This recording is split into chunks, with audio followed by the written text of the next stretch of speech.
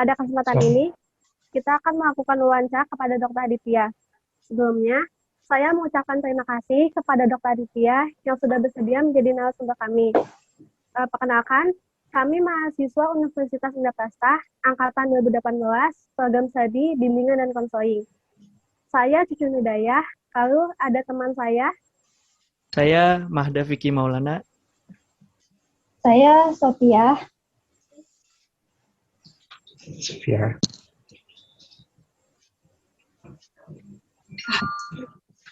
Saya Damayanti Dia, dokter. Halo Damayanti. Iya, dok.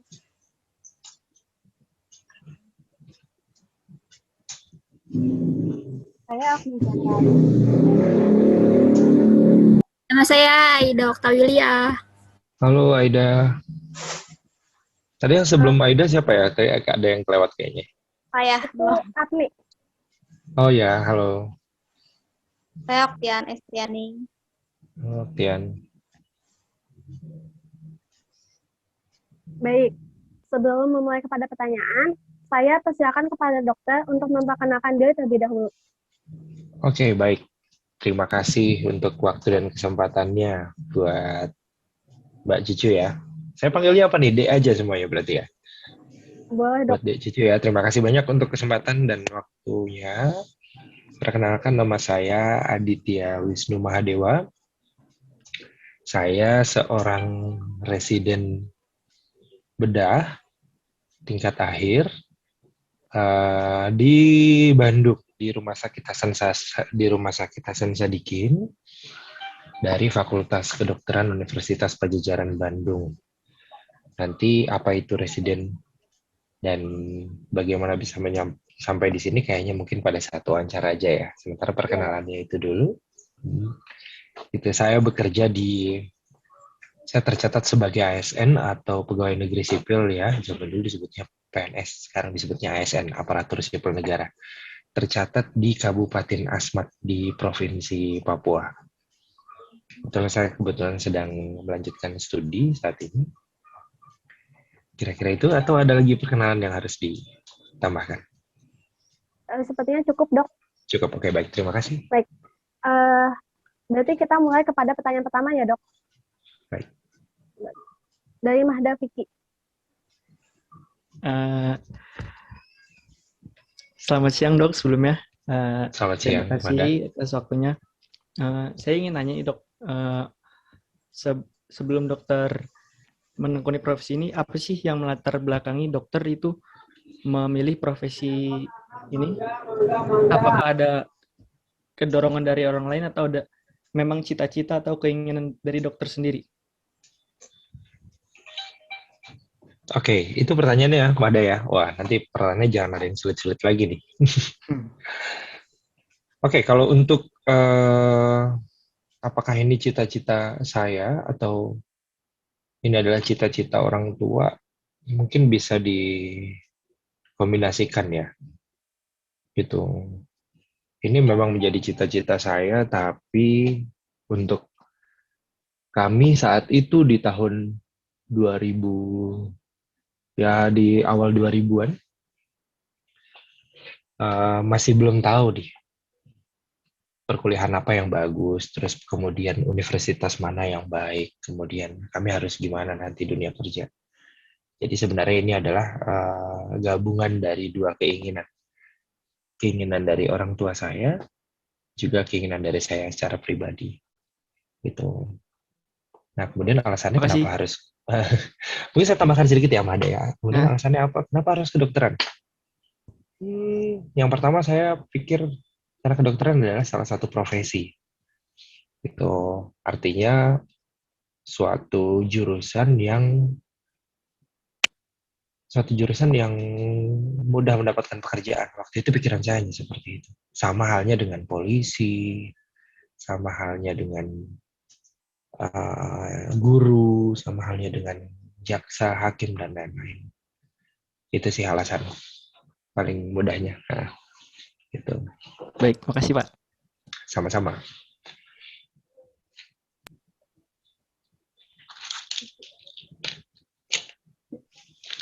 Baik, pertanyaan selanjutnya dari Sophia.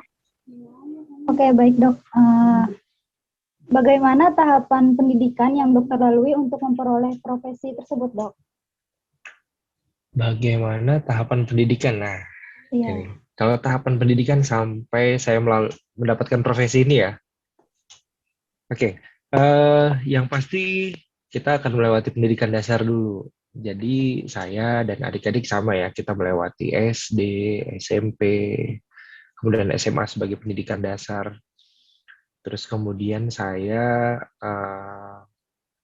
menempuh seleksi untuk ujian masuk perguruan tinggi negeri ya.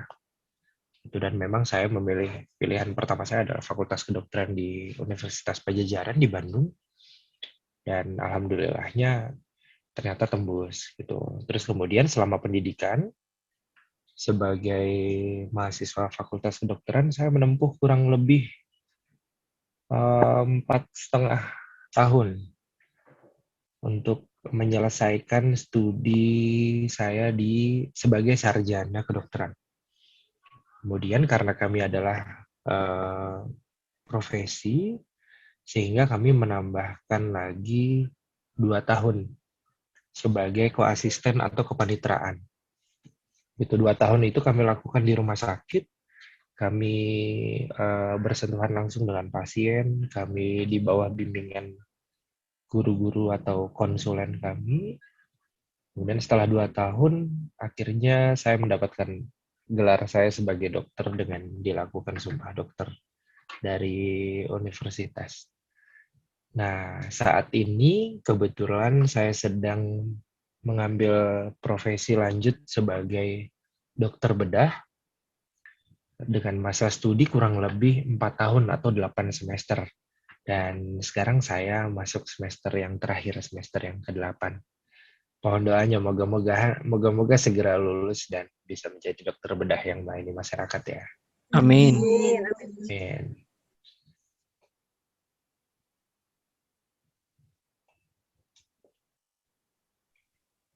Oke. Oke dok, pertanyaan selanjutnya dari Apni. Silakan.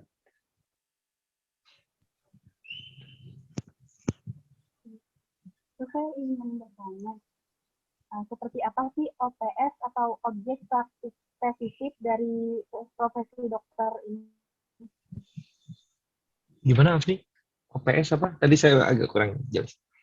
Objek? Seperti apa OPS atau objek praktik spesifik dari profesi dokter ini? Oh, oke. Objek praktis spesifik. Mudah-mudahan saya nggak salah. Ini ya, mudah-mudahan saya nggak salah mendefinisikan ya.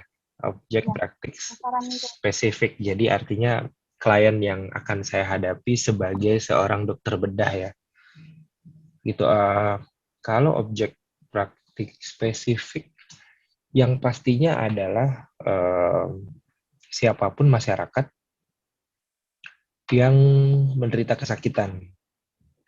Tapi karena saya adalah seorang spesialis bedah, sehingga objek praktik spesifik saya adalah pasien yang sakit dan memerlukan pemeriksaan atau tindakan pembedahan. Gitu. Jadi orang sakit itu kan sangat banyak ya jenisnya ya, adik-adik ya. Gitu. Tapi orang-orang sakit yang memang memerlukan tindakan pembedahan tidak semuanya gitu. Nah, ketika orang sakit tersebut memerlukan tindakan pembedahan sebagai sebagai tata laksana atau sebagai treatment yang definitif, barulah mereka datang ke saya. Jadi menurut saya objek praktis spesifik saya adalah pasien-pasien yang memang memerlukan tindakan pembedahan. Gitu. Baik dok, bisa dipahami. Lalu selanjutnya pertanyaan dari Aida. Selamat siang, Dok. Selamat siang. Saya mau nanya nih, kan di setiap profesi selalu ada kode etik yang harus diterapkan oleh setiap pegawai. Nah, kalau di kedokteran sendiri, kode etiknya tuh seperti apa sih? Oke, terima kasih Aida. Kode etik di kedokteran ya. Kebetulan kalau kode etik kedokteran itu akan diterbitkan oleh Majelis Kehormatan Etik Kedokteran Indonesia atau disingkat dengan MKEK yang merupakan bagian dari Ikatan Dokter Indonesia. Itu mereka biasanya selalu mengeluarkan PDF atau buku kecil berupa kode etik kedokteran Indonesia dan pedoman pelaksanaan kode etik kedokteran Indonesia. Itu di situ mengatur banyak hal ya, termasuk kode etik kedokteran di Indonesia, kewajiban umum kami sebagai dokter, kemudian kewajiban dokter terhadap pasien, kewajiban dokter terhadap teman sejawatnya, juga kewajiban dokter terhadap dirinya sendiri. Jadi kami dalam profesi memang betul-betul diatur ya, melalui kode etik yang diterbitkan oleh MKEK dari IDI ini. Gitu, dengan tujuan sih supaya kita bisa menjalankan profesi kedokterannya dengan kode etik ini sebagai pedoman. Terus kemudian pedoman ini merupakan landasan buat kami dalam menjalankan praktek, baik kami di puskesmas, baik kami di rumah sakit, ataupun di praktek pribadi. Nah, terus kode etik ini juga memang harus dikembangkan terus ya. Tujuannya supaya kita juga update itu bahwasanya kode etik yang kami pegang atau yang kami jadikan pedoman selalu update sesuai dengan perkembangan zaman. Gitu. Sehingga ini akan terus dibahas, akan terus dilakukan update atau pembaruannya. Gitu. Nah, sehingga harus dibuatlah surat mengenai kode etik kedokteran yang diterbitkan secara resmi oleh Ikatan Dokter Indonesia dan MKEK. Itu mungkin kalau untuk isinya cukup banyak ya. Saya sendiri sejujurnya sih belum sampai hafal betul nih kode etiknya, tapi kurang lebihnya ini intinya supaya kita bisa menjalankan profesi kita dengan baik, kita dengan pasien hubungannya juga bagus, kita dengan sesama dokter juga hubungannya baik, dan kita juga harus menghargai diri kita sendiri. Di situ sih seperti itu ya, kalau dari isi kode etik kedokteran kita. Gitu. Nanti saya kalau tidak salah ada filenya, nanti coba saya kirimkan ke kalian ya. Gitu.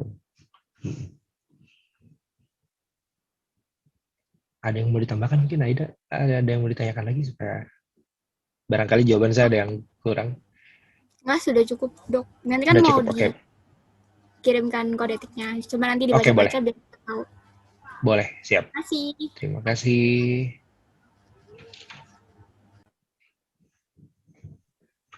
Pertanyaan selanjutnya Aida. Ada pertanyaan kedua nih dari saya, Dok.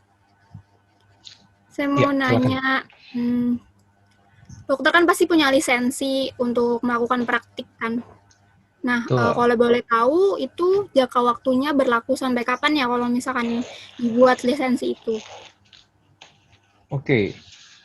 Lisensi ya, wah ini pertanyaannya bagus nih. Lisensi kedokteran. Lisensi kedokteran itu sebenarnya kurang lebih sama seperti surat izin mengemudi. Kalau misalnya kita harus mengemudi. Tujuannya jelas ya, buat teman-teman atau adik-adik tujuannya jelas lah, supaya kita tetap terkontrol sebagai dokter. Nah, berapa lama waktu berlakunya? Waktu berlakunya itu kurang lebih 5 tahun dari semenjak kami memulai menjadi dokter. Ini kebetulan saya ada contohnya bisa tunjukkan di ini ya. Nah, di video nih ada kartunya berwarna hijau dengan tulisan di atasnya ada Konsil Kedokteran Indonesia yang menerbitkan. Mereka yang menerbitkan dan berlakunya kurang lebih selama 5 tahun. Nah, setelah 5 tahun, apakah harus diperpanjang? Sebenarnya pilihannya dikembalikan ke kita. Karena surat izin atau lisensi kedokteran yang kita pegang, tujuannya adalah legalisasi kita untuk memeriksa pasien. Sehingga kalau misalnya saya memilih untuk tidak melanjutkan lisensi tersebut, apakah saya tetap menjadi seorang dokter? Tetap menjadi seorang dokter. Tapi apakah saya seorang dokter yang boleh berpraktek atau boleh menangani pasien? Tidak. Gitu. Tapi saya bisa sebagai seorang dokter yang mengajar misalnya, saya bisa sebagai seorang dokter yang melakukan penelitian misalnya, saya sebagai seorang dokter yang menjadi narasumber misalnya, nah itu bisa. Tapi saya tidak punya hak untuk melakukan praktek memeriksa pasien baik di puskesmas, rumah sakit, ataupun klinik pribadi.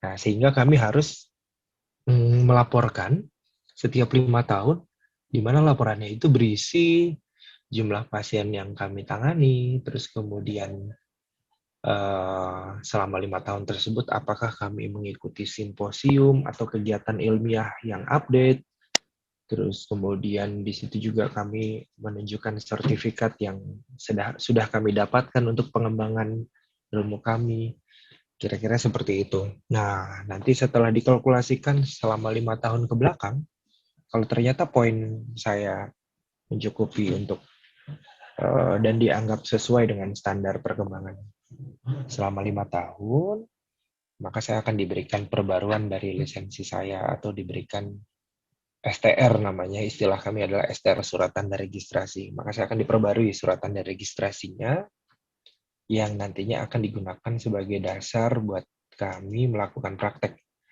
atau untuk membuat surat izin praktek di tempat-tempat pelayanan kesehatan. Begitu kira-kira, Ida. Jadi itu kayak izin untuk berpraktek sebagai dokter ya? Izin untuk berpraktek Menangani sebagai dokter yang pasien. memeriksa pasien, betul.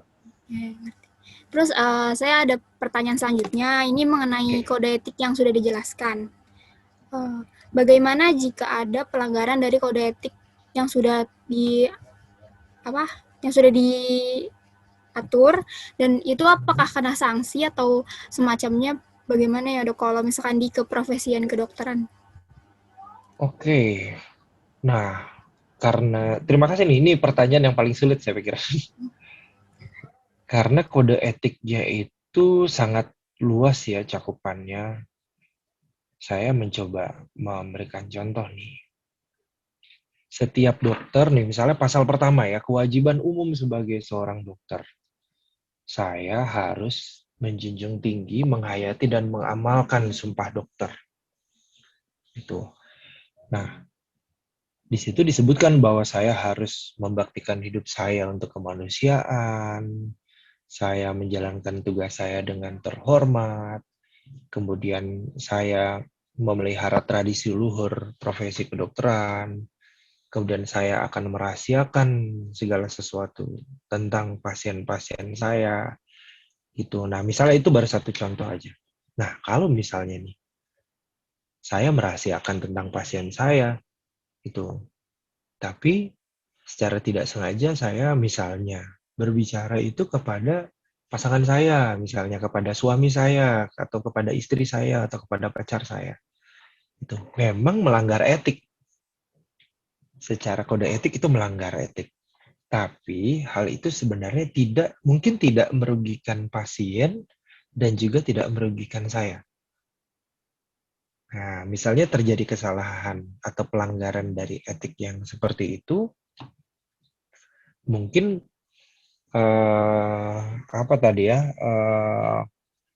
mungkin kalau misalnya pelanggaran seperti itu hanyalah kesadaran diri sendiri untuk tidak melakukan hal seperti itu saja. Atau kalau misalnya orang lain tahu ya, mereka mungkin akan memberikan hukuman secara normatif ya. Misalnya, jangan ke situ nanti sakitnya kita disebar-sebarin kemana-mana, misalnya seperti itu. Nah, bahkan itu kan yang sifatnya pribadi ya. Terus kemudian misalnya yang sifatnya melanggar hukum. Misalnya saya melakukan praktek aborsi. Namun praktek aborsi yang sifatnya mencari uang dan bukan atas indikasi kesehatan. Nah, itu sifatnya melanggar hukum. Saya pikir kalau misalnya terjadi pelanggaran kode etik yang seberat itu, maka tidak hanya hukuman normatif yang diberikan oleh masyarakat, tidak hanya hukuman normatif yang diberikan oleh Majelis Kode Etik Indonesia, tapi juga secara hukum, baik melalui penyidik, baik melalui pengadilan, dan lain-lain. Gitu. Jadi sebenarnya terjadi pelanggaran kode etik memungkinkan untuk dilakukan secara hukum atau tidak, tergantung dari berat atau ringannya. Itu kira-kira seperti itu. Nanti mungkin ada, ketika nanti saya kirimkan file mengenai kode etik kedokteran Indonesia, nanti kalian juga bisa lihat sendiri. Oh, kalau misalnya gini nih, ini kayaknya udah melanggar hukum nih. Oh, kalau yang ini yang tadi disebutkan sifatnya masih normatif lah. Tuh, kira-kira seperti itu. Tapi apakah sebuah dokter mungkin melakukan pelanggaran kode etik? Ya lagi-lagi kita manusia biasa. Sebenarnya dokter juga manusia biasa ya. Kalau tidak selalu diingatkan, kalau tidak di-refresh lagi pemikirannya tentang kode etik kedokteran, mungkin saja terjadi hal-hal yang saya sebutkan tadi. Itu mungkin adik-adik atau teman-teman sering mendengarkan berita tentang praktek ya malpraktek dokter atau dokter yang melanggar etika, misalnya dokter yang mengeluarkan video TikTok yang tidak pantas, misalnya seperti itu kan sempat viral kemarin ya. Nah, itu sebenarnya jatuhnya hukumannya normatif tuh. Tapi karena sekarang sudah ada undang-undang ITE, akhirnya terproses lah sampai ke masalah hukum. Gitu. Hal seperti itu kan sebenarnya masuk dalam kode etik, tapi kalau tidak diingatkan kadang-kadang ya namanya juga dokter manusia ya. Ternyata dia lupa hal yang menurut dia sebuah hal yang lucu tapi menjadi hal yang tidak baik buat orang banyak. Gitu kira-kira. Difahami, Dok. Terima kasih jawabannya. Sama-sama, Ida. Baik, selanjutnya pertanyaan dari Afni.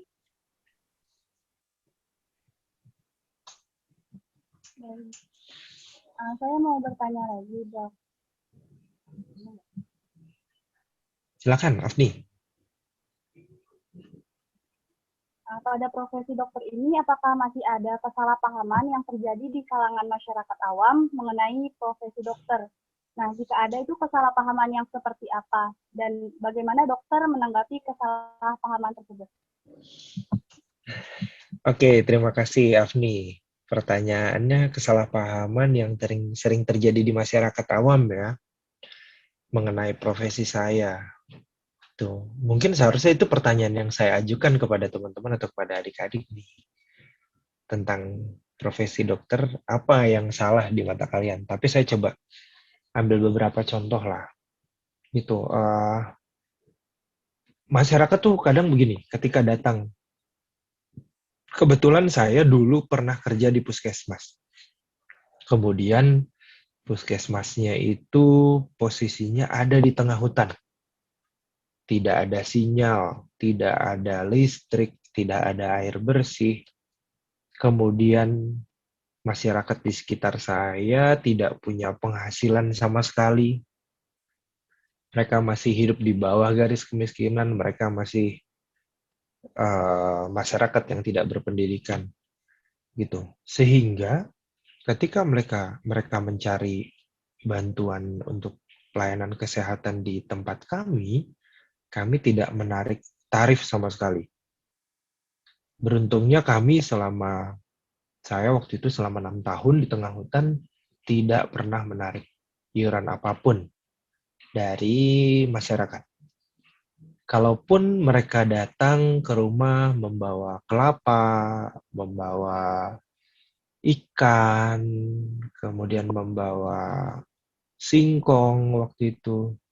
Ya kami terima sebagai tanda ucapan terima kasih, tapi bukan karena mereka memberikan itu sebagai bayaran atas pelayanan yang kami berikan. Itu. Nah, bagaimana kalau di kota? Kalau di kota-kota besar, terkadang masyarakat berpikir bahwa, wah, dokter nih kerjaannya jualan obat nih. Ya, pernah dengar gitu nggak, Afni? Iya dok, pernah dok ada. Nah, pernah ya, benar ya, Cucu ya, pernah dengar gitu ya. Ah, dokter nih kerjaannya cuma jualan obat.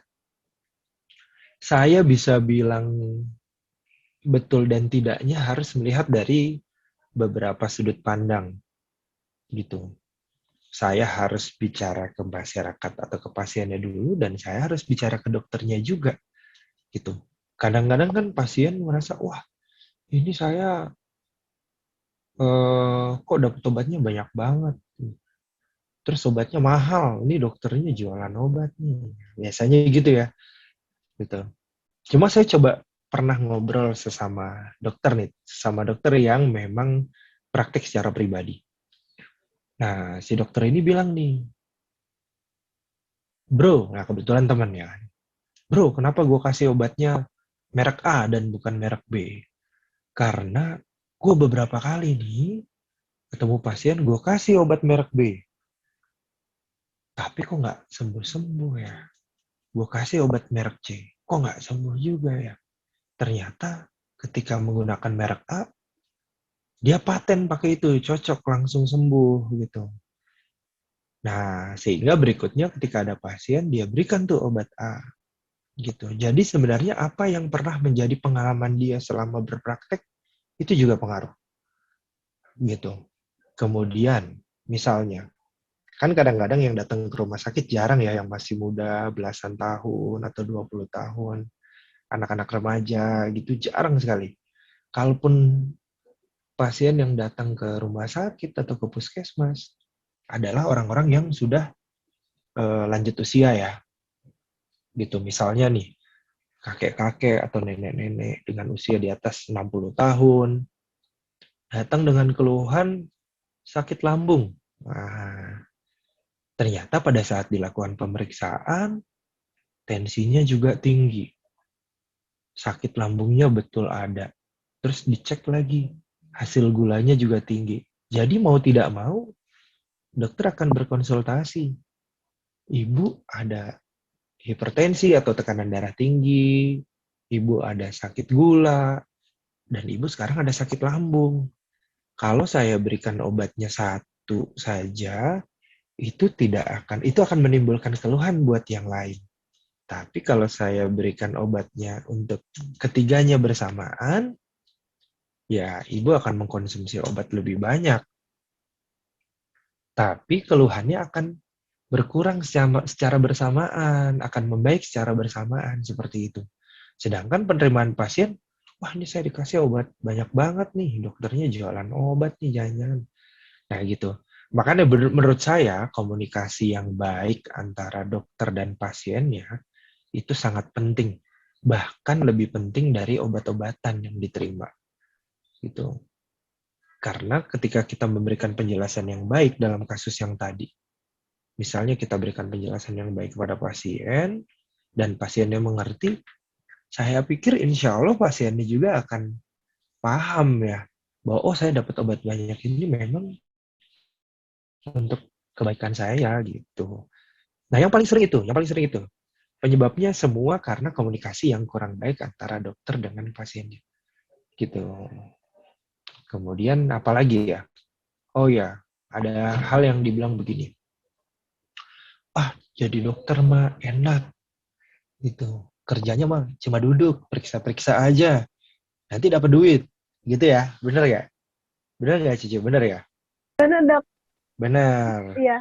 Kerjanya duduk gitu, terus kemudian nanti dapat duit. Nah, kalau misalnya kami diberi kesempatan untuk menceritakan kami seperti apa, nah mungkin ada beberapa dokter yang mereka mau tidak mau harus bekerja di shift malam. Misalnya mereka bekerja mulai dari jam 9 malam sampai dengan jam 7 pagi. Kemudian itu dikerjakan selama 1 minggu. Kemudian kadang-kadang ada yang harus berpraktek selama 24 jam, dari pagi sampai pagi lagi, seperti itu. Itu memang satu hal yang melelahkan buat kita. Tidak hanya melelahkan secara fisik, tapi kami juga terkadang pikiran, mental juga jadi ikutan lelah. Gitu, karena kadang-kadang pasien yang datang dengan karakter yang berbeda-beda ya. Gitu. Ketika saya bertemu pasien yang seperti adik-adik di sini, semuanya sopan, semuanya senyum, mungkin saya senang-senang aja gitu. Tapi ketika kita di kenyataan di lapangan, saya ingat dulu waktu yang saya cerita tadi, saya di puskesmas di tengah hutan. Saya ada pasien datang, sudah kami tangani pada saat itu pasiennya ingin melahirkan. Sudah kami tangani, bayi sudah lahir, bayi selamat, ibunya sehat, tidak ada masalah, tinggal menunggu waktu pulang. Tapi ternyata pasien ini adalah pasien yang suaminya tidak disukai oleh keluarga besar perempuannya. Sehingga pada saat kita tolong, si keluarga besar perempuannya berkelahi sama si suaminya gitu. Nah itu kan contoh-contoh yang kita tuh udah capek ya. Kita tuh udah capek gitu. Terus kemudian mereka ribut, kita pisahkan, malah kita lagi yang kena gitu. Beberapa kali saya sempat didatangi pasien dengan membawa tombak, dengan membawa kampak, membawa parang, seperti itu. Nah, hal itu kan bukan hal yang kita harapkan ya. Jadi makanya di kesempatan ini juga saya sampaikan kepada adik-adik atau teman-teman bahwa tidak semua profesi kita semudah atau seenak itu. Gitu. Pasti ada pengorbanan, entah waktu, entah pikiran, entah tenaga yang harus dikeluarkan untuk hasil yang lebih baik lah gitu. Mana kita tahu ternyata dokter-dokter yang kelihatannya duduk, terus ongkang-ongkang kaki, ternyata tidak punya waktu libur bersama anaknya, tidak punya waktu libur bersama pacarnya mungkin, tidak punya waktu berlibur bersama keluarga besarnya. Atau bahkan tidak bisa berhari raya di hari raya Idul Fitri misalnya. Itu adalah pengorbanan yang harus dihadapi gitu. Nah, di setiap pengorbanan pasti ada imbalan yang lebih baik ya. Gitu. Ya mudah-mudahan sih pengorbanan yang kita lakukan bisa menjadi imbalan yang jauh lebih baik ya. Gitu. Tidak hanya masalah uang tapi juga pahala atau ibadah seperti itu. Amin. Amin.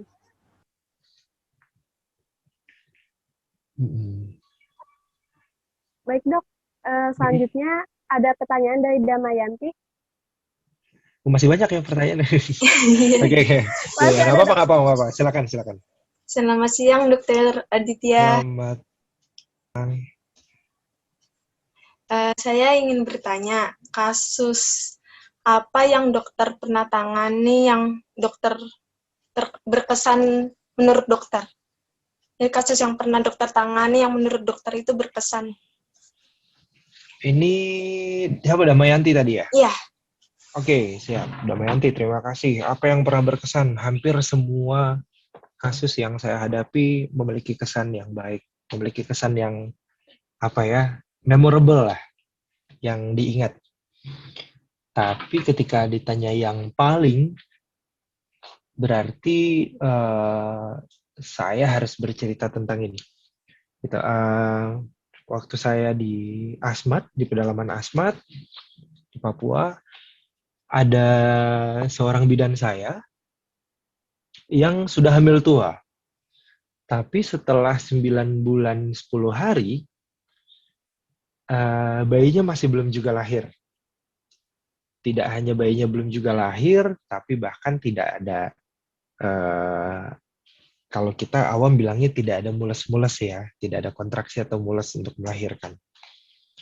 Nah, akhirnya menurut saya, wah ini bahaya nih, harus dilakukan operasi nih. Sedangkan jarak dari puskesmas saya ke rumah sakit terdekat di kabupaten itu kurang lebih 4 jam menggunakan speedboat melalui laut. Tuh. Akhirnya kami antarlah bidan kami ke sana. Begitu sampai di rumah sakit, saya berpapasan sama kapal laut yang biasa dipakai untuk merujuk pasien ke kota terdekat. Gitu. Sampailah kami di kabupaten, di rumah sakit situ, dokternya sedang keluar, dokter kandungannya sedang pulang ke Jogja, terus kemudian kami tanya jadwal kapal terdekat, ternyata jadwal kapal terdekatnya itu 2 minggu lagi. Sedangkan ini sudah lewat waktu nih. Kalau kita biarkan selama 2 minggu, biasanya bayinya akan mati di dalam kandungan. Gitu. Sehingga memang harus segera dilakukan operasi. Gitu. Akhirnya saya dengan 2 orang teman saya yang lain berpikir nih, wah ini mau tidak mau harus kita lakukan operasi. Tapi saat itu kami bukan dokter bedah, kami bukan dokter kandungan, kami masih dokter umum. Secara etik kami melanggar kode etik. Tapi secara kemanusiaan, kami harus melakukan hal tersebut. Itu. Wah, ketika itu memang ada ada galau ya, gitu, galau, gundah lah, gitu. Kita harus gimana nih? Kita rujuk, nggak mungkin nunggu 2 minggu, pas bayinya keburu mati nanti. Tapi kalau kita lakukan operasi saat ini, kita bukan dokter bedah, kita bukan dokter kandungan, kita melanggar hukum. Bisa-bisa praktek kita di rumah sakit sini atau praktek kita di puskesmas dicabut. Gimana dong? Akhirnya kami berpikir atas dasar kemanusiaan, kami lakukan operasi. Saya informasikan ke bidan saya untuk dilakukan operasi oleh kami. Kemudian saya menginformasikan juga ke kepala rumah sakit waktu itu, meminta izin bahwa ini adalah atas dasar kemanusiaan. Kemudian kami juga sudah melapor ke dinas kesehatan setempat supaya nantinya kami mendapatkan perlindungan apabila terjadi sesuatu.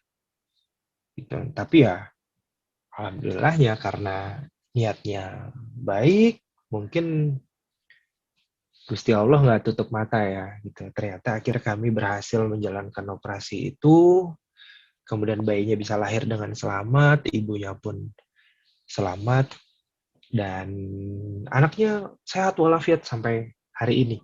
Gitu. Saya sempat berkontak dengan teman di sana, menginformasikan kalau anaknya sekarang sudah sekolah, sudah SD. Gitu. Ibunya pun masih bekerja seperti biasa. Wah, alhamdulillah, kita senang banget sih. Keputusan yang tepat yang bisa kami lakukan. Gitu. Dan itu akan jadi cerita seumur hidup yang nggak pernah saya lupain. Kira-kira gitu, Damayanti. Terima kasih Dokter Aditya. Sama-sama. Baik dok, ada pertanyaan dari Oktiat. Oke, silakan. Siang, dokter. Selamat siang, Oktian ya. Saya ingin bertanya, apakah dokter pernah bekerja sama dengan konselor atau guru BK? Apakah saya pernah bekerja sama dengan guru BK atau konselor? Waduh, sejujurnya saya belum pernah bekerja sama dengan guru BK atau konselor. Tapi kalau ada waktu dan kesempatan, saya sangat terbuka untuk itu. Kalau misalnya ada konselor atau guru BK yang mau mengajak saya bekerja sama dalam bentuk apapun. Tapi sebenarnya saya kerjasama dengan guru sudah pernah. Tapi waktu itu memang temanya adalah tema kesehatan di sekolah gitu. Saya juga sebagai narasumber saat itu. Gitu. Cuma kalau misalnya kolaborasi dengan konselor atau guru BK, wah belum pernah nih. Kayaknya sih menarik ya. Gitu.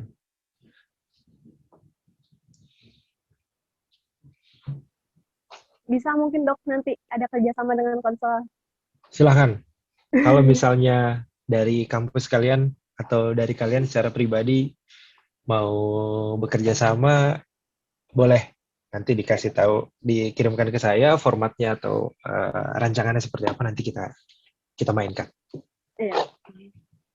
Oke dok, ada pertanyaan lagi dari Mahda Piki. Oke, siap. Jadi gini dok, dalam menangani pasien kan pasti ada kendala-kendala tuh yang terjadi.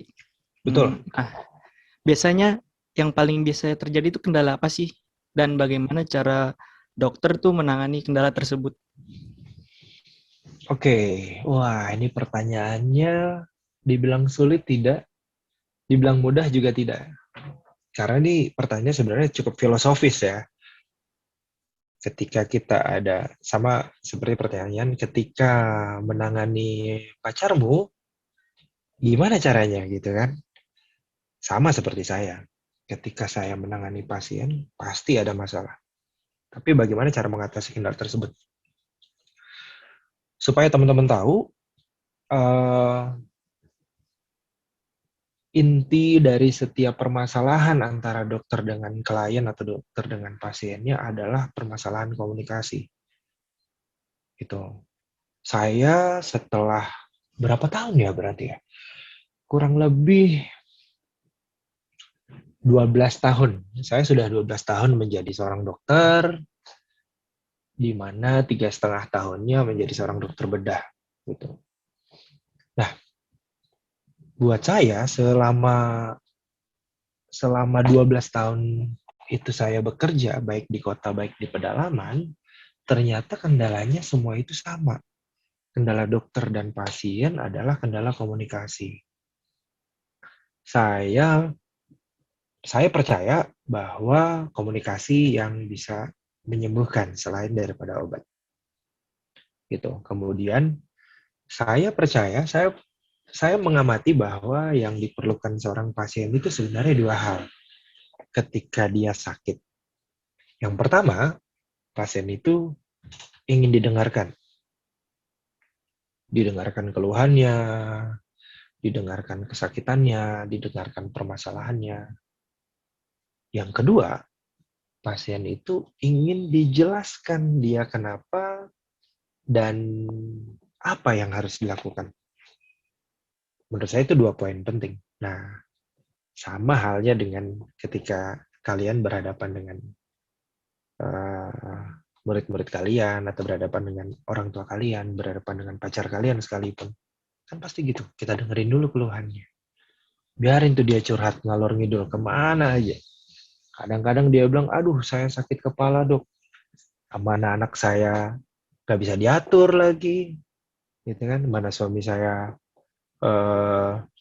kerjanya baru di PHK. Nah, kayak gitu-gitu tuh. Kadang-kadang itu tidak berhubungan dengan penyakitnya ya. Sakit kepala mah sakit kepala aja gitu. Kenapa harus bawa-bawa anak? Kenapa harus bawa-bawa suami gitu kan? Kenapa harus bawa-bawa keponakan seperti itu? Tapi kadang-kadang itu harus kita dengarkan gitu. Kita dengarkan dengan sabar, dengan perasaan empati ya. Terus kemudian kita komunikasikan dengan baik ke pasien, apa yang menjadi penyakitnya, apa yang mungkin menjadi penyebab penyakitnya, dan kira-kira apa yang saya harus lakukan untuk mengatasi hal tersebut. Gitu. Nah, ketika komunikasi itu terjalin dengan baik, biasanya nanti akan ada trust. Trust itu artinya kepercayaan. Kepercayaan dari pasien ke dokternya, dan kepercayaan diri dari dokternya ke pasiennya. Gitu. Nah, itu penting banget. Jadi makanya, sesuai dengan pertanyaan tadi, bagaimana cara mengatasinya adalah dengan komunikasi yang baik. Itu sih. Gimana? Kira-kira cukup jelas nggak, Manda? Makasih dok, jelas. Siap. Oke dok, ada pertanyaan terakhir dari Damayanti. Alhamdulillah, pertanyaan terakhir. Ya. Gimana Damayanti? Oke. Harapan dokter apa ke depannya untuk profesi yang sedang dokter jalani? Harapan saya ke depannya untuk profesi yang sedang saya jalani. Wah, kalau ini pertanyaannya berat nih. Secara pribadi atau secara umum nih? Kalau harapan saya secara pribadi, ya mudah-mudahan saya tidak menghadapi permasalahan. ketika menghadapi pasien. Mudah-mudahan saya bisa menjalankan operasi dengan lancar, memberikan kesehatan yang baik untuk pasien-pasien saya. Secara pribadi, mudah-mudahan rezeki saya juga ditambahkan. Gitu. Mudah-mudahan pekerjaan saya bisa menjadi ibadah dan pahala. Apalagi ya, mudah-mudahan saya bisa bisa menjadi dokter yang dikenal. Nah, seperti itu harapan secara pribadi. Amin, Tapi amin. kalau secara umum, harapan terhadap profesi saya mudah-mudahan masyarakat, mudah-mudahan kesadaran masyarakat akan pentingnya kesehatan menjadi semakin baik. Karena ketika masyarakat semakin baik mengerti tentang kesehatan, profesi dokter tidak lagi terlalu sulit. Gitu. Karena biasanya masyarakat udah ngerti nih, gitu. Harus apa udah ngerti. Jadi kita makin gampang dalam menjalankan tugas kita. Gitu. Mudah-mudahan semuanya sehat-sehat. Amin. Jadi Amin. dokter banyak nganggurnya. Gitu ya. Bisa aja dokter. Iya, gitu. Gimana, ada lagi yang mau ditanyakan tambahannya mungkin? Saya boleh nanya nggak, Dok? Silakan. Pribadi ini, tapi pertanyaan Oke, pribadi. baik. Karena saya penasaran nih, Dok. Saya dari dulu sampai sekarang baru pertama kali nih wawancara dengan dokter. Oke. Ya, silakan. Secara langsung kayak gini. Jadi saya tuh penasaran. Kalau di dalam profesi kami di konselor, belum kami membantu orang lain,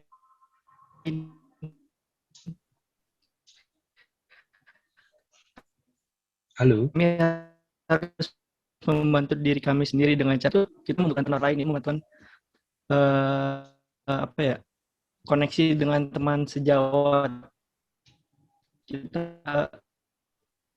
konselor lah, konseling tuh dengan teman sejawat. Ada nih, Dok, ini pertanyaan pribadi aja. Kalau misalnya nih dokter sakit, apakah dokter itu nyembuhin sendiri atau berobat juga? Atau bikin obat sendiri gitu? Pinter nih pertanyaannya nih. Sebelum kita menyembuhkan, salah. Sebelum kita menjadi konselor bagi orang lain, kita jadi konselor bagi diri kita sendiri, gitu ya. Kalau di guru BK atau di konselor ya. Nah, kalau dokter, gimana kalau misalnya dokter sakit? Apakah mengobati dirinya sendiri ataukah pergi ke dokter lain? Nah, sebenarnya itu tergantung dari sakitnya. Saya secara pribadi, kalau misalnya saya sakitnya misalnya demam lah atau sakit kepala, mungkin saya bisa mengobati diri saya sendiri karena saya tahu persis apa obatnya. Gitu. Tapi kalau misalnya usus buntu, ya kan nggak mungkin saya ngoperasi diri sendiri ya, gitu. Gimana caranya? Saya ditidurkan, saya juga ngoperasi sendiri kan, bingung ya kan, gitu. Jadi mau tidak mau saya harus bertemu dengan teman sejawat saya untuk meminta bantuan mereka. Kalau misalnya saya memiliki kesulitan, gitu. Karena memang tidak semua bisa kita tangani sendiri ya. Kebanyakan dokter bekerja di dalam tim. Gitu, meskipun ada beberapa dokter yang sifatnya pribadi per pribadi atau personal, tapi sebagian besar bekerja dalam tim gitu. Tapi bukan berarti wah ini dokter yang individualistis nih, bukan. Itu pilihannya diserahkan kepada dokternya masing-masing. Ketika saya memilih untuk berpraktik di rumah, artinya saya menentukan jalan hidup saya sendiri. Gitu. Obat-obat saya tentukan sendiri obatnya apa. Terus kemudian pemeriksaan saya tentukan sendiri pemeriksaannya seperti apa. Gitu. Tapi ketika saya sudah ada di rumah sakit, berarti saya harus bekerja sama dengan tim yang lain. Perawat, bidan, customer service, cleaning service, kemudian siapapun, kita harus bekerja sama. Gitu. Tapi artinya apa? Tidak semuanya bisa kita selesaikan sendiri ya, Mahda ya. Oke, nah kalau itu berarti saya perlu bantuan orang lain sih. Ya, makasih dok, saya jadi nggak penasaran lagi. Oke.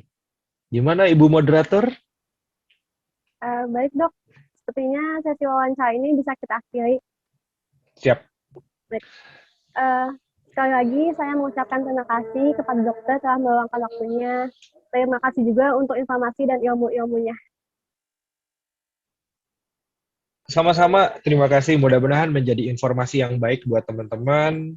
Mudah-mudahan bisa menjadi pencerahan buat teman-teman. Mudah-mudahan pada saat nanti hasil wawancara ini dirilis atau dipublish, baik kepada dosen atau kepada sejawat konselor yang lain, bisa menjadi masukan yang baik buat mereka. Mudah-mudahan ilmu ini selalu jadi manfaat ya. Amin, amin. Amin. Amin. Terima kasih banyak buat Makasih, waktunya Pak. semua. Terima kasih.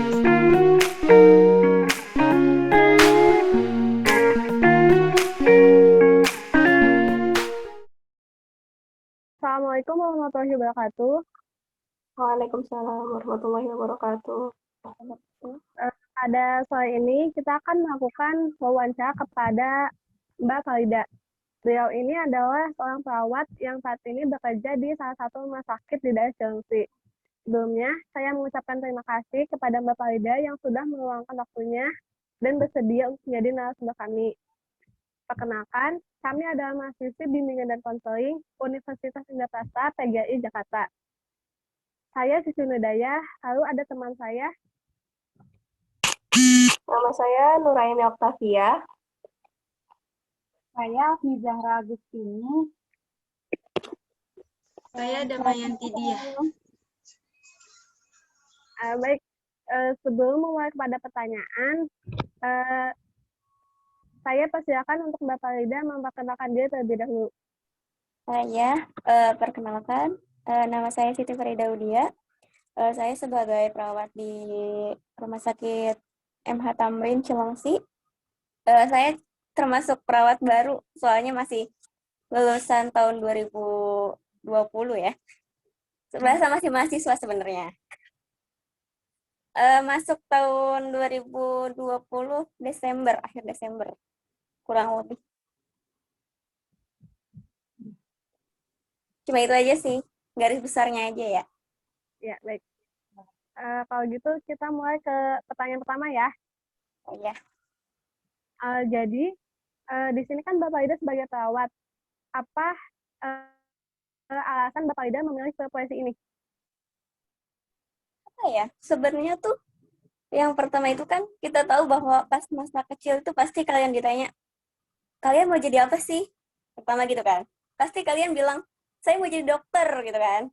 Nah, terus pas masuk masa SMA itu, kebetulan saya juga menyukai bidang biologi dan lebih tepatnya ke anatomi fisiologi dan penyakit-penyakit tentang penyakit lebih kepada manusia gitu. Jadinya konsisten di dunia kesehatan sih, sebenarnya lebih tertarik dengan dunia kesehatan, terus ingin membantu banyak orang aja gitu sih sebenarnya.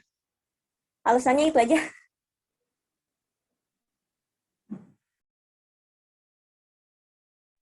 Baik. Lalu selanjutnya, untuk memperoleh profesi ini berarti ada tahapan pendidikannya dong. Nah, Iya. tahapan pendidikan seperti apa yang Mbak lalui? Untuk tahapan pendidikan itu, pendidikan keperawatan itu sebenarnya ada dua ya Mbak ya. Yang pertama itu ada pendidikan vokasi. Pendidikan vokasi ini itu selama 3 tahun atau dengan AMD Club atau Ahmadiyah Keperawatan, itu ngambilnya 3 tahun. Dan yang kedua itu ada profesi itu nurse selama 5 tahun. Yang pertamanya S1 keperawatan, kemudian ngambil nurse-nya 1 tahun. Jadinya ada yang 3 tahun, ada yang 5 tahun.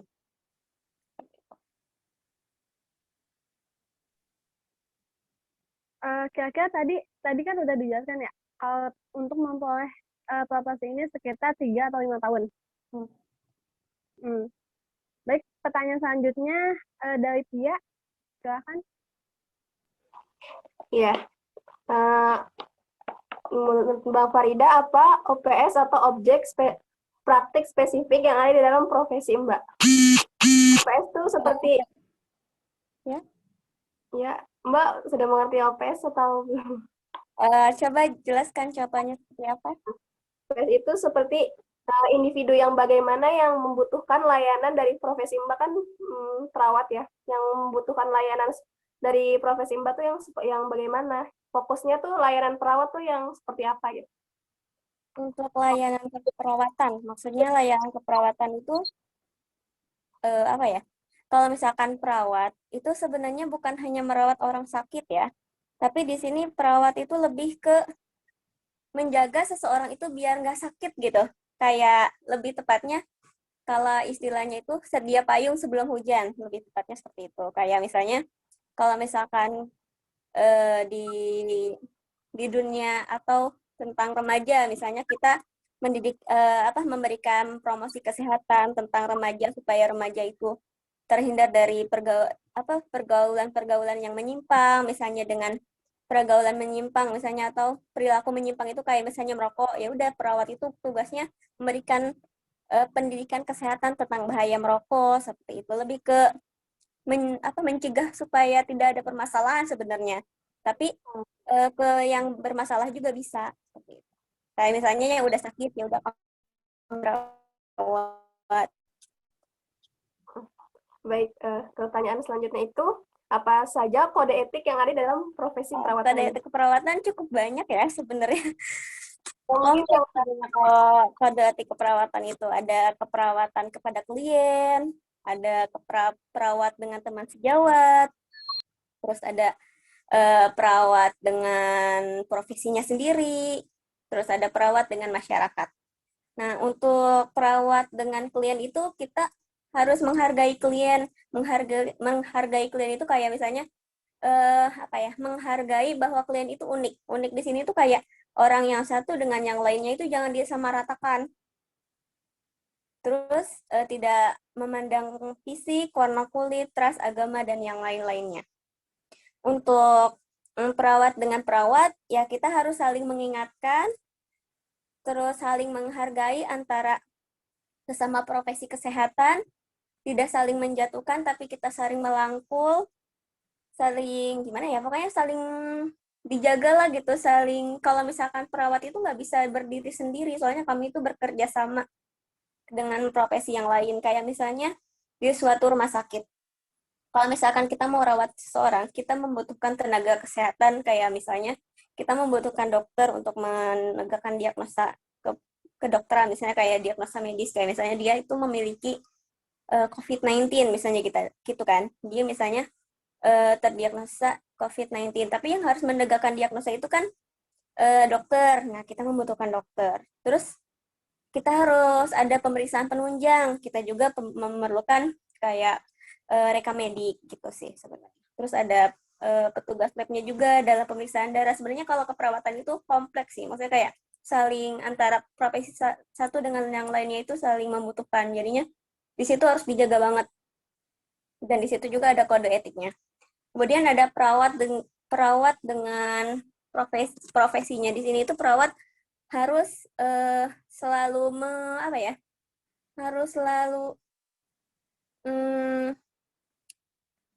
harus selalu memelihara ilmu keperawatan. Memelihara ilmu keperawatan itu di sini tuh kayak sesuai dengan SOP-nya melakukan tindakan, seperti itu salah satunya. Kemudian ada perawat itu dengan masyarakat yang lain, misalnya kita itu mendukung segala upaya program untuk meningkatkan kesehatan di masyarakat. Misalnya ada germas, ya udah kita mendukung acara germas itu gitu. Ya, baik. Terima kasih Mbak jawabannya. Lanjut pertanyaan selanjutnya. Apakah ada jangka waktu masa berlaku lisensi yang Mbak miliki, Mbak Farida miliki? Oh iya, untuk lisensi dalam keperawatan itu biasanya ada surat tanda registrasi atau dengan STR ya. Biasanya STR di sini itu kita dapatkan setelah lulus ujian UKOM disebutnya, itu berjarak antara 5 tahun biasanya berlakunya.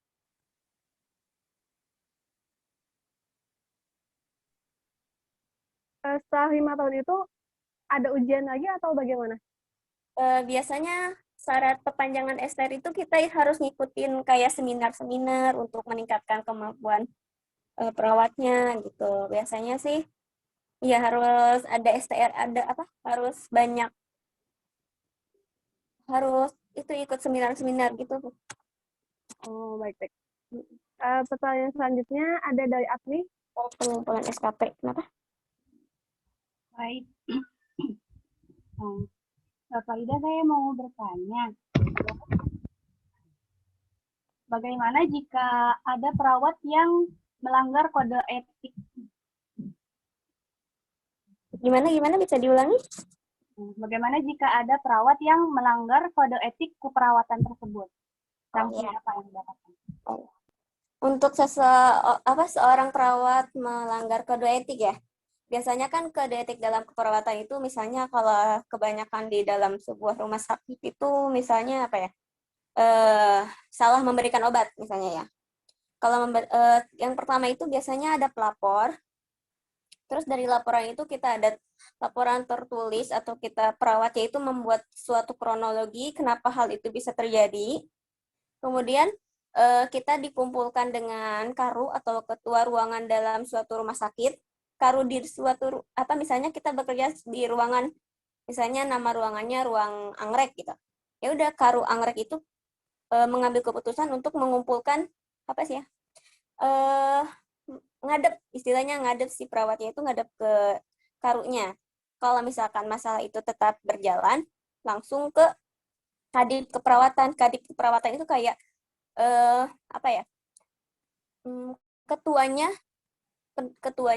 ketuanya lagi kayak lebih atas daripada ketua ruangan. Nah, terus di situ dijelasin gimana kode etik apa yang dilanggar, kenapa itu bisa terjadi, terus jalan keluarnya gimana. Nah, terus di situ si kadip ini yang menentukan bahwa si perawat ini dapat SP1, SP2, atau SP3. Itu sebagai kayak sanksi hukuman. Hukumannya itu ada SP1, SP2, SP3. Kalau SP1 biasanya itu hanya sekedar omongan atau kayak wejangan gitu. Terus yang SP kedua itu bisa dipotong dipotong gaji kali ya, pokoknya dipotong pendapatan istilahnya gitu. Yang ketiganya itu bisa turun jabatan atau dikeluarkan seperti itu. Itu kadip yang menentukan, terus yang mengambil keputusannya itu biasanya kalau yang mengambil keputusan tetap apa sih disebutnya ya? Yang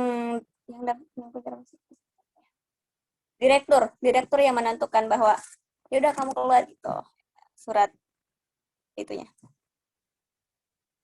Jadi ada 3 proses: pelaporan, terus dikumpulkan karu, kemudian ngadep kadip yang menentukan SP1, SP3-nya, SP2, SP3-nya. Terus selanjutnya udah gitu. Jelas nggak sih? Maaf ya. Jelas. Pertanyaan selanjutnya, ada gak sih kesalahpahaman orang-orang awam tentang profesi keperawatan ini? Ya. Yang nggak tahu. Sebenarnya di kalangan awam itu banyak yang menyebutkan bahwa perawat itu kayak pembantunya dokter. Sering kan? Kayak misalnya, iya perawat itu pembantunya dokter loh gitu kan. Dimana di situ ada dokter, di situ ada perawat. Kadang perawat jadi asisten dokter. Sebenarnya sih dalam dunia kenyataan pun sebenarnya emang seperti kelihatannya kalau di luar itu kayak kita tuh asistennya dokter, karena kalau misalnya dokter visit, kita ikut visit gitu kan, udah kita di paling belakang kan, dokter tuh sebenarnya jalannya cepet gitu, padahal kita yang ketinggalan gitu. Terus sebenarnya itu berbeda ya antara pembantu dokter atau asisten dokter. Perawat itu sama dokter itu sebenarnya kerjasama di sini itu maksudnya kayak dokter ya punya asuhan kedokterannya, kayak punya cara-cara tersendiri untuk merawat pasien. Terus keperawatan juga sebenarnya punya kerjaan tersendiri gitu loh, disebutnya asuhan keperawatan. Jadi di sini tuh nggak bisa disebut perawat itu asisten dokter. Itu sebenarnya nggak, itu bukan, punya kerjaan masing-masing gitu. Dokter kan di sini dokter itu sebenarnya hanya hanya memberikan obat, sedangkan keseluruhan di dalam ruangan itu kan perawat yang mengerjakan.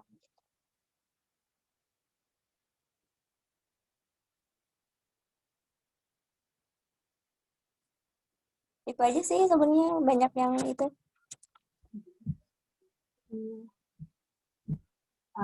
Pertanyaan selanjutnya, kasus apa sih yang pernah Mbak tanganin dan kasus itu tuh benar-benar berkesan buat Mbak? Oh ya. Dalam jangka waktu 3 bulan ini ya, selama kerja, belum ada kasus yang berat sih selama ini. Mungkin karena pengalaman kerjanya baru 3 bulan, jadinya belum ada kasus yang terlalu signifikan gitu. Bisa diselesaikan secara pribadi. Nggak sampai menjenjang ke karu atau ke kadif.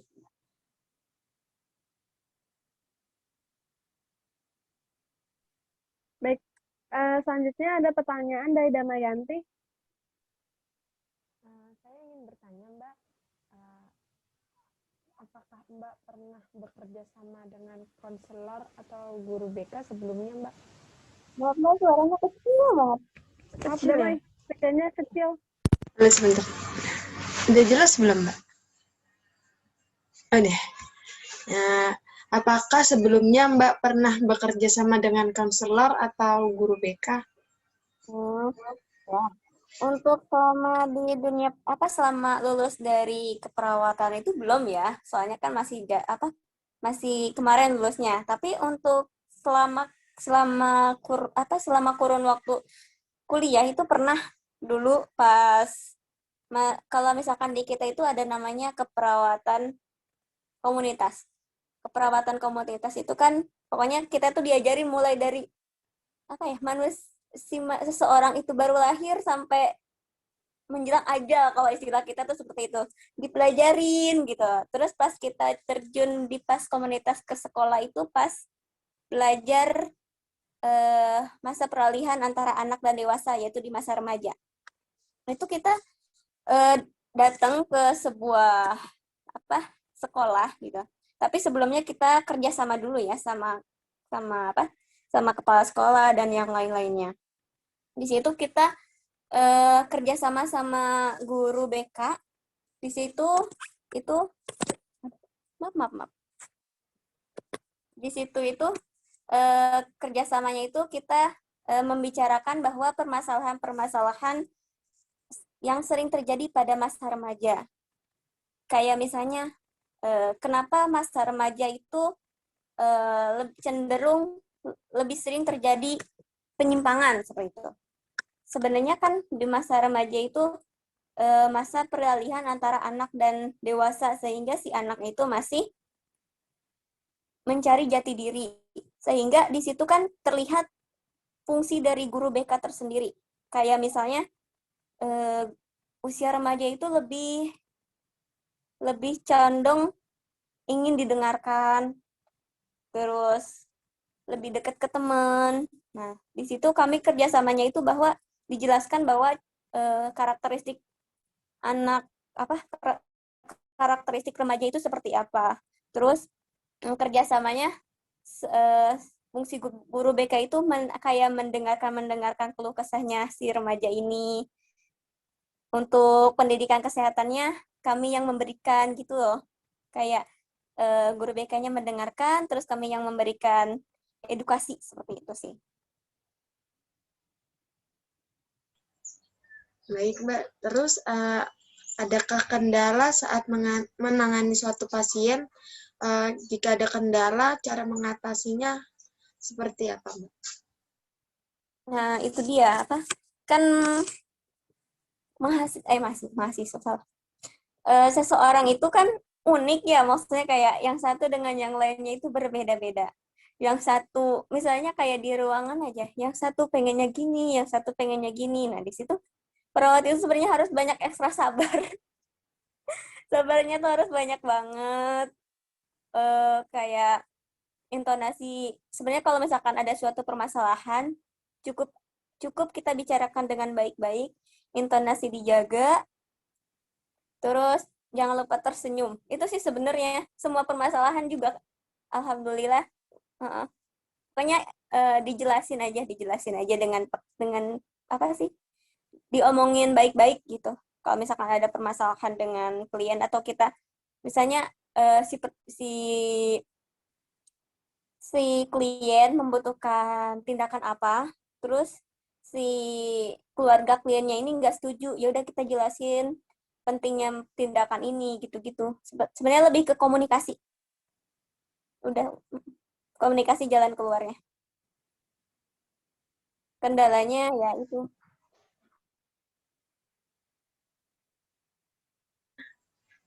Ya, baik.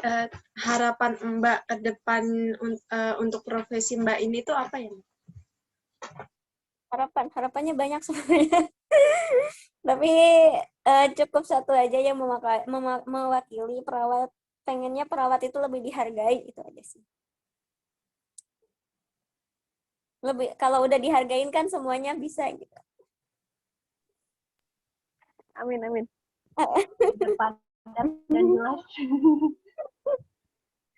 Ada yang nggak jelas nggak sih tadi, kecepatan apa gimana? Alhamdulillah sih udah jelas, Mbak. Udah semester berapa? Semester 5. 6. 6. Kalau online nggak terasa ya, tiba-tiba 6 aja. Iya, nggak terasa banget. Makanya kalau dibilang 5, ya bener 5 kemarin. Kan satunya nggak berasa ya, online doang. Kesan-kesan pas online gimana? Aduh, gimana ya? Semuanya ya sudah online, tugas online. Ada enaknya, ada Enaknya apa? Sekarang Mbak lagi kerja atau gimana? Enggak, lagi habis weber sih maksudnya. Enggak, lagi libur. Tapi ngambil job lain biar ada pemasukan. Soalnya apa ya? Di dunia kerja tuh perawat tuh kurang ini. Jadinya capeknya nggak sesuai dengan yang didapatkan. Jadinya ini aja, nyari pengalaman. Mumpung masih muda. Iya, benar. Sekarang kan Mbak S1 keperawatan ya berarti ya? Ada niatan untuk pendidikan lebih lanjut atau enggak? Ya, kan harusnya ya. Harusnya itu kalau S1 keperawatan itu sebenarnya nggak bisa masuk rumah sakit ya. Tapi karena kemarin itu COVID-19 lagi melunjak, jadinya Kemenkes kan memperbolehkan yang S1 keperawatan ini boleh masuk ke instansi rumah sakit. Nah, ternyata kalau misalkan dalam jangka waktu berapa lama itu harus diberlakukan lagi STR. Nah, insya Allah sih tahun ini atau tahun depan lagi. Ya, soalnya biayanya juga lumayan. Terus kan kalau misalnya di dokter kan kalau udah punya lisensi kan berarti dia bisa kayak buka praktek sendiri gitu kan. Kalau perawat bisa nggak sih? Nah, kalau perawat juga bisa, tapi harus punya SIP, surat izin praktik. Oh, berarti itu beda lagi. Harus izin lagi, maksudnya kayak ada tahap-tahapannya lagi. Pengajuan lagi, surat menyurat lagi.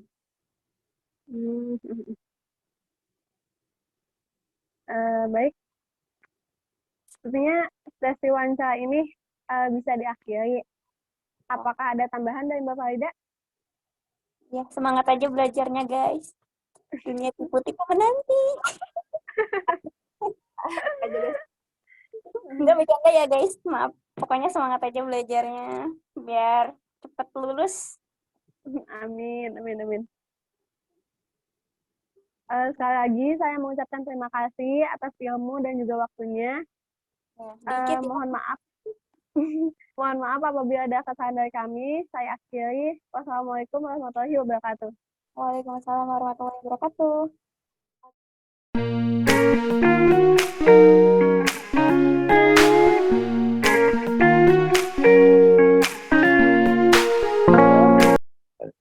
Pada pagi ini, kita akan melakukan wawancara kepada Pak Dika. Beliau ini adalah seorang polisi. Sebelumnya, saya mengucapkan terima kasih karena Bapak sudah bisa meluangkan waktunya. Iya. Perkenalkan, kami mahasiswi Universitas Indonesia. Nama saya Cici Nidaya, lalu ada teman saya. Perkenalkan, nama saya Sofia, Pak. Nama Sofia. saya, ya.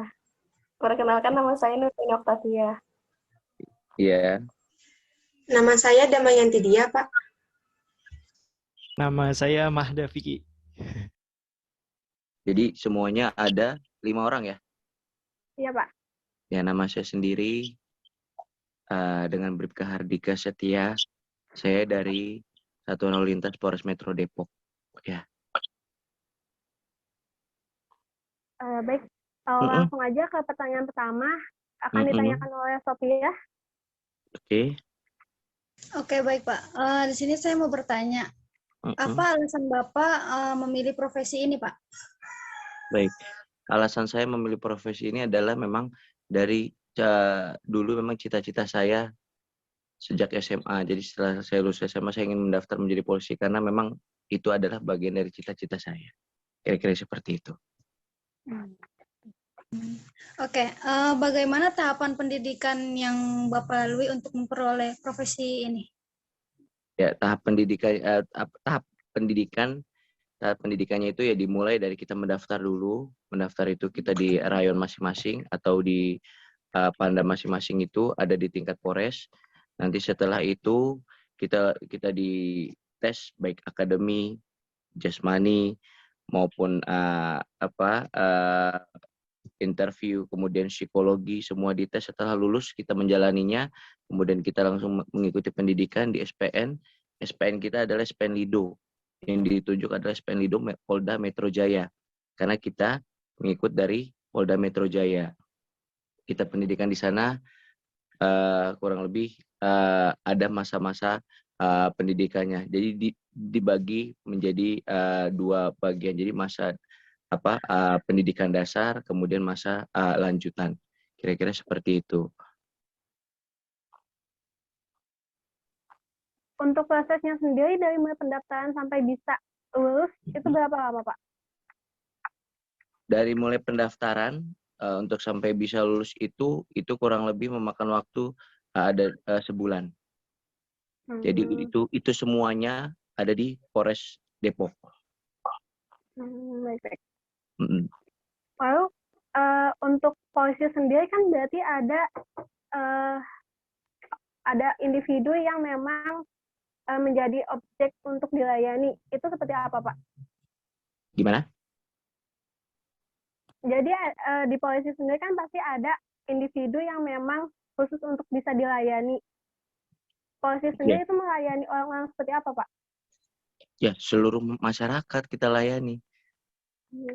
Ya.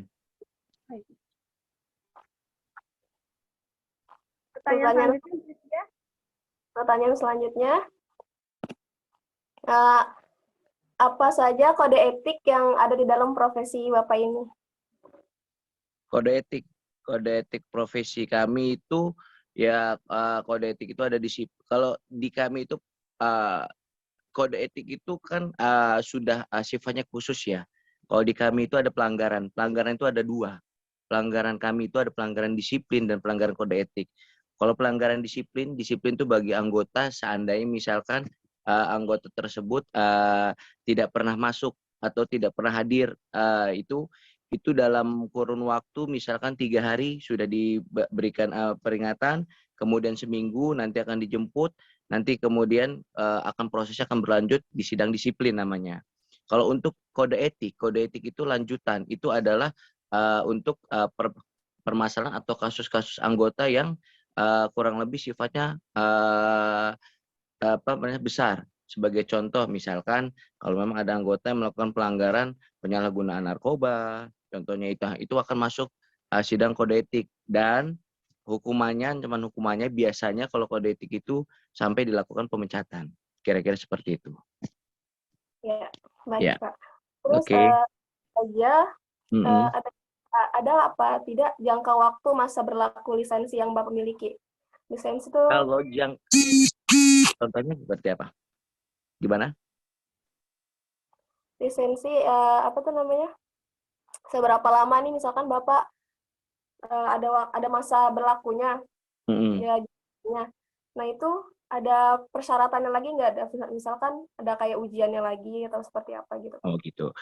Jadi gini, di kita ini karena namanya kita itu termasuk dalam pegawai negeri sipil, walaupun kita militer, tapi militer yang sipil. Jadi untuk lisensi itu tidak ada.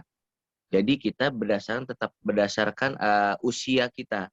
Kalau misalkan sudah pensiun, batas usia kita 58 tahun, itu sudah pensiun. Jadi tidak ada lisensi lagi. Tidak ada lisensi untuk misalkan kayak sebagai contoh ya, kalau karyawan swasta kan biasanya harus diperpanjang. Kita tidak ada seperti itu. Jadi kita, karena kita termasuk dalam pegawai negeri sipil, itu kita dibatasi dengan masa usia kita, gitu. Ada masa berlaku usia, hanya itu aja sih, kira-kira. Ya, terima kasih Pak. Pertanyaan selanjutnya. Baik. Baik Pak, untuk selanjutnya, Bapak kan sekarang sebagai polisi ya? Ya. Ada nggak sih Pak pandangan masyarakat awam yang terhadap polisi yang sebenarnya itu tuh salah? Parah. Salah. Banyak. Oh salah. Oh iya. Iya. Baik. Jadi ada pandangan masyarakat awam terhadap polisi yang kebenarannya tuh nggak ada gitu. Ya, baik. Ya, sebagai contoh aja ya, mungkin sebenarnya kalau pandangan masyarakat awam terhadap polisi yang yang salah itu sebenarnya ada ya. Sebagai contoh, misalkan saya ambil contoh saja, misalkan saya sebagai polisi lalu lintas yang kesehariannya tugas di jalan. Pada saat kita ingin melaksanakan operasi sifatnya untuk penegakan hukum, tapi terkadang masyarakat menganggapnya kan suka berbeda, ya kan? Dengan bahasa-bahasa yang ada di masyarakat ABC, ya kan? Ya mungkin dari teman-teman sendiri, dari mbak-mbak sendiri mungkin sudah paham juga. Nah, itu yang biasa kami rasakan sebenarnya. Padahal kami di situ pun di satu sisi kami hanya melaksanakan tugas dan hanya mendapatkan perintah. Kira-kira seperti itu. Sebenarnya ada itu. Kira-kira seperti itu.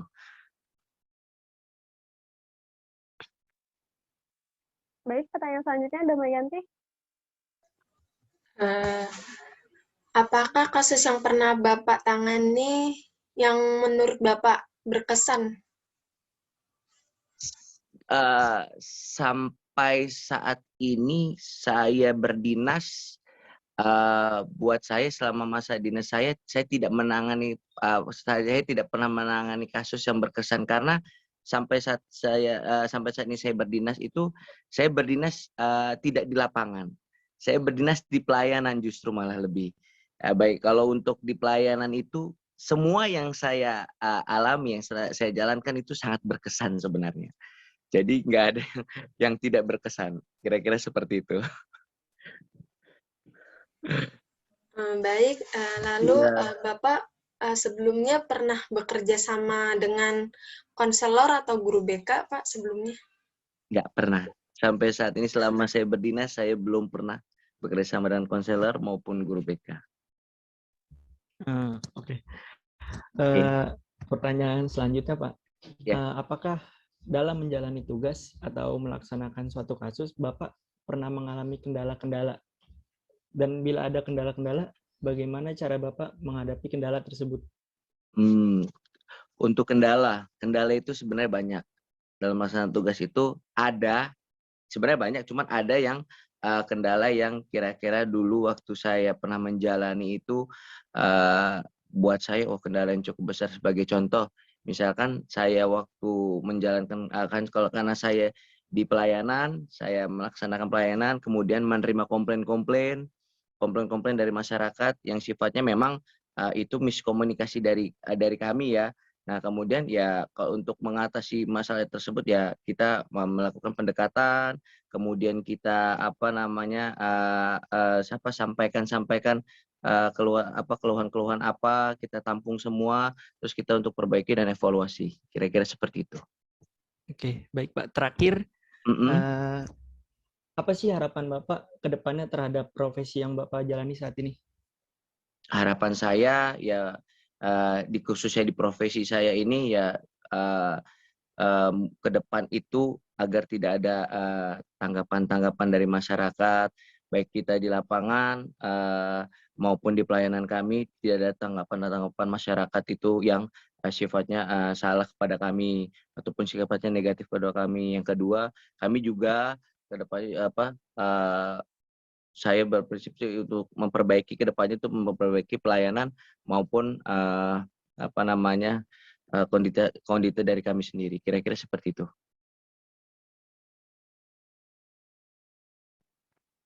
Baik Pak, terima kasih jawabannya.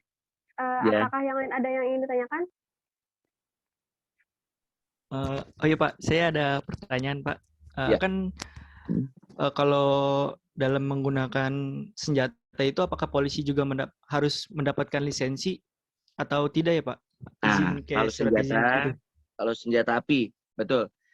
Senjata api itu ada prosesnya. Kita harus menjalani tes psikologi namanya. Itu psikologi harus dilaksanakan, itu tahapannya ada, kita nggak cepat, itu butuh waktu. Jadi untuk proses psikologi itu kurang lebih ada seminggu, jadi ada tahapan-tahapannya.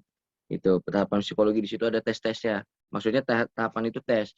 Nah itu tes-tesnya ada, nanti dari setelah lulus tahapan itu baru di ACC sama pimpinan kami untuk memegang senjata api. Kira-kira seperti itu. Jadi emang ada ujinya, ada lisensi. Jadi memang ada uji tesnya gitu kira-kira. Kalau untuk masa berlaku dari surat izinnya itu berapa lama? Berlakunya itu diperpanjang. Setiap tahun sekali diperpanjang. Jadi pengecekan pengontrolan itu setiap tahun sekali. Kira-kira seperti itu. Oke, Pak. Terima kasih, Pak. Iya. Baik, ada lagi teman-teman? Sepertinya cukup. Ada lagi? Pak. Ya. Sepertinya cukup. Oke. Baik, kalau begitu sesi wawancara ini bisa kita akhiri. Saya mengucapkan terima kasih kepada Bapak sudah meluangkan waktunya. Terima kasih juga atas ilmu dan juga informasinya. Mohon maaf apabila dari kami ada kesalahan. Iya. Baik, Mbak. Terima kasih juga ya, Mbak. Iya, Pak. Iya. Semoga sukses, Pak. Makasih, Mbak. Sukses skripsinya. Ya. Amin. Terima kasih, Bapak. Sama-sama. Lalu. Terima kasih.